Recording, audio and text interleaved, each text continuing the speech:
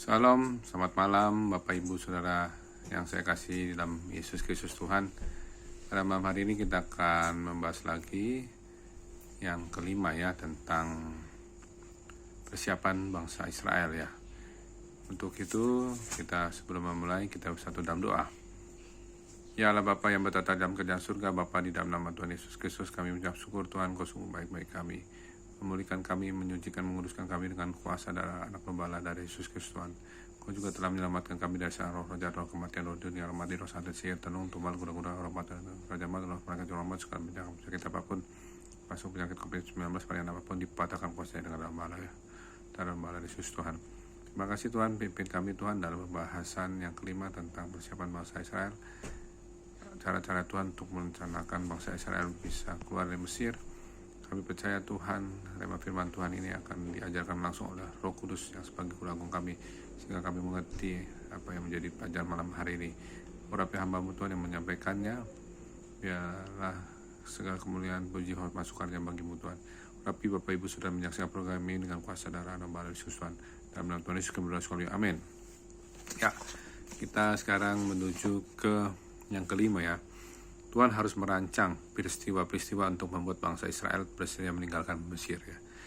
Apakah tuh rancangannya yang membuat bangsa Israel bisa keluar, bersedia keluar meninggalkan Mesir? Yang kelima ya, sekarang kita buka di Ulangan 11 ayat 10. Ulangan 11 ayat 10 bunyinya demikian.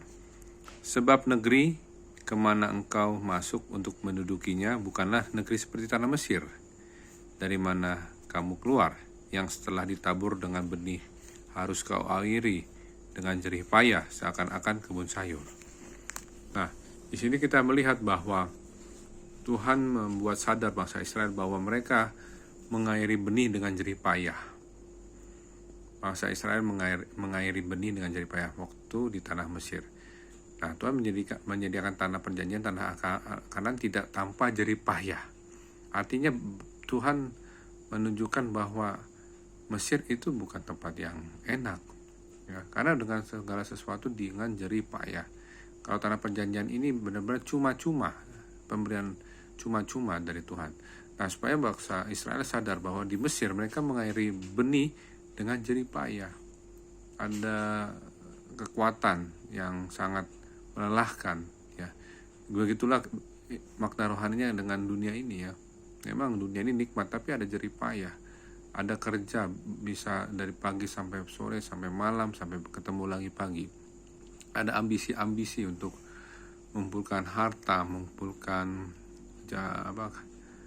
jam-jam untuk mengumpulkan uang atau kekayaan, kedudukan untuk supaya bertambah naik lagi ya, sikat kiri, sikat ke kanan untuk supaya jabatan paling tinggi.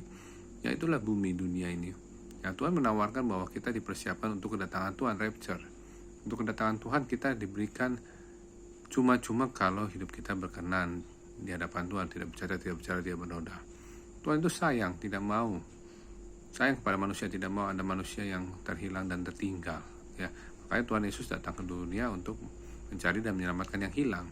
Ya, kita yang sudah diselamatkan oleh darah anak pembala dari Yesus, kita mau sama Tuhan untuk diajar ya, dinyatakan kesalahan-kesalahan kita supaya kita benar di jalannya Tuhan, kebenaran, dan memperbaiki kelakuan-kelakuan kita di masa lalu dan mendidik kita dalam kebenaran ya. Itulah tujuan Tuhan sayang sama kita, supaya kita berkumpul bersama-sama di Tuhan di Bukit Sion Rohani yang Kudus ya, Wahyu 14:1, di ruang Maha Kudus Tuhan ya.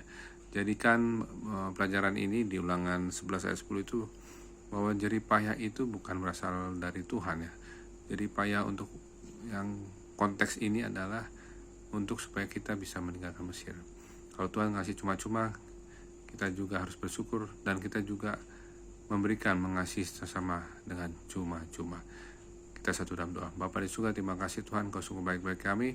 Kami bersyukur Tuhan, Kau mengajari kami supaya kami menyadari bahwa di bumi ini ada jerih payah untuk menikmati kekayaan atau mengumpulkan kekayaan untuk uang, tapi kehendak-Mu tidak demikian Tuhan.